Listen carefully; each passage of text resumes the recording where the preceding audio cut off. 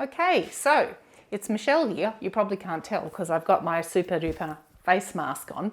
So Days for Girls International have asked those who are able and would like to make some surgical face masks.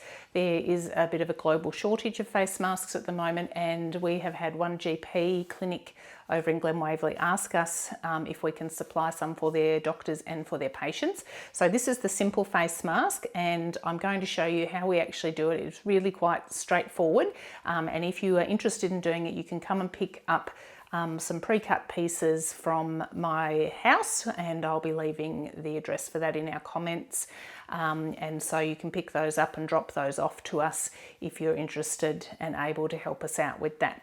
So first off, what we need are 2 rectangles of quilter's cotton that are cut to 6 inches by 9 inches. So if you don't want to come and pick any up, you can always use some of your own stash. We also need 2 7-inch pieces of 1/4 inch wide elastic and a 6-inch by 9-inch piece of non-woven interfacing. Okay, the reason for the interfacing is, one, it helps the mask to be a bit stiffer and hold its shape, but it's also that the interfacing, being non-woven, has a finer micron particle that it will allow through. So this actually is added protection with the mask. There is no guarantee, of course, that any face mask, except for a professionally made medical one, is going to 100% keep out coronavirus germs, but this can actually help, particularly if you're sick from any spray coming out of your mouth, and also from any that you're receiving in, can help. All right, so what we're going to start with is we're going to iron on our interfacing to one piece of the fabric. So you're making sure the glue side is up on the interfacing. We're just going to line that up and give it a bit of a press, like so. Then we're going to place our second piece right sides together on the rectangle. So what we're actually going to do is we're going to start sewing around the middle of one of the long sides, a 1/4 inch seam down to the end. We're going to add in a little piece of elastic here, keep sewing around another piece of elastic here, and keep going all the way around, leaving about a 2-inch gap at the end, but you'll see as I go along. I've found that we don't really need to pin anything at this stage, so we're going to bring that over to the sewing machine. And making sure it's nicely lined up, we're going to start with a 1/4 inch seam. Oops, time to put the glasses on. Okay. All right, 1/4 inch seam, back tack to start. And needle down, pivot, lift your foot and then pivot. Grab your elastic. Tuck that with the edge facing out underneath here, right up to the needle. Pop the fabric back over the top there, foot back down, and away we go again. I'm giving it a back tack over the top of that just to reinforce it. Then I'm going to grab the other end of the elastic, trying to make sure that it sits flat, that there's no tangles. Put that with the edge to the edge of the rectangle there, hold it in place, come down our 1/4 inch seam, back tacking over the top of that elastic again, needle down, lift and pivot. I'm going to do the whole next long side. Make sure you don't have any of that elastic accidentally getting stuck under your seam.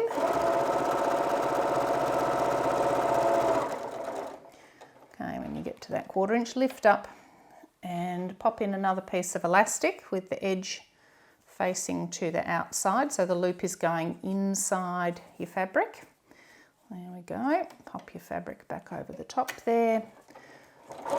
1/4 inch seam, back tack across the back there. Get this nice and flat. Bring it down to the next edge. And I just hold my finger and thumb on there until I get there to keep it in place.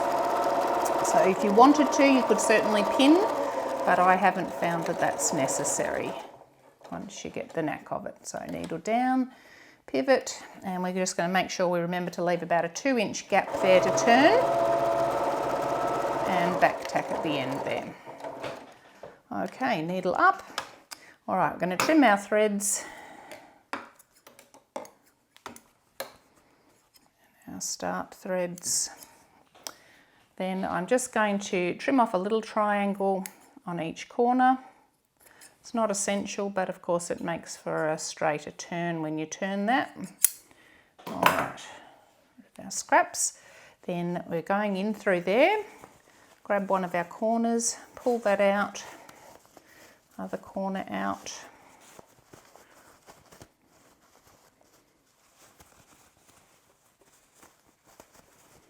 Okay, I've got our elastic there. Then I'm going to grab my magic chopstick, which is over at the iron. So just going to pop my chopstick into the corner and push the corner out nicely on all 4 corners. Oops. There we go, that one's already out nicely. This one. Okay, now once we've got that all turned, we want to just tuck in the little turning there to make a 1/4-inch seam. Lay that nice and flat, and get out the way little thread. All right, and then we're going to press the whole thing. A bit of steam, we've got a nice flat rectangle.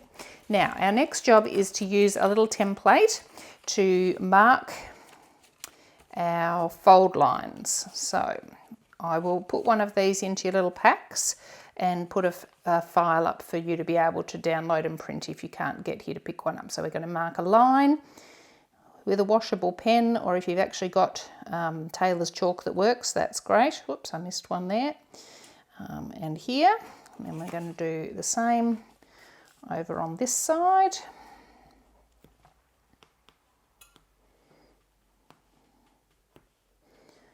Okay, so we're going to start and we're going to iron this first mark.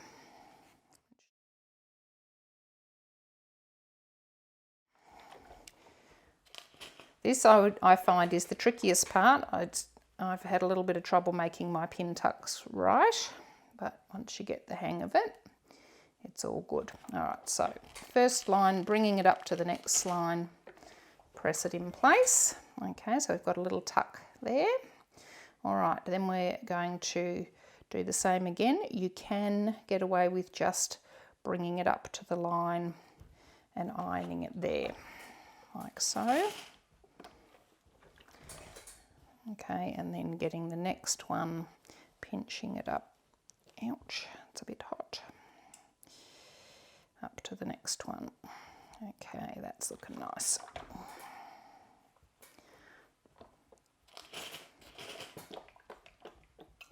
Okay, so we've got our 3 pin tucks in place there. Now we're going to basically sew all around the 4 sides, sealing up the little opening where we turned before as well. You can go round twice. The instructions actually say to go round twice, but because we've back tacked the elastic, I think just going around once is adequate. Okay, so let's just do that next step and we'll be done.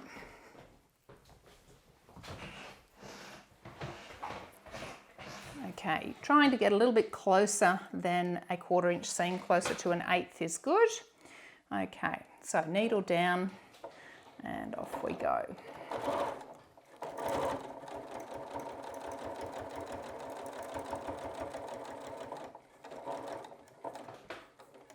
And pivot at the corners.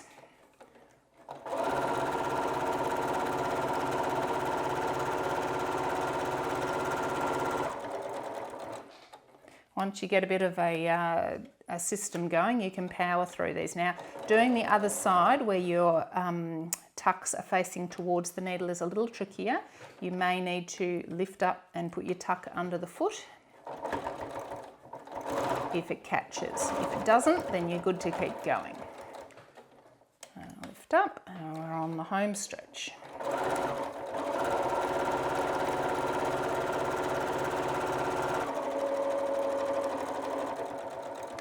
Back tack to finish. Lift up your needle and your foot, and then we'll trim all our threads. No one wants an itchy little thread going up their nose or in their ear.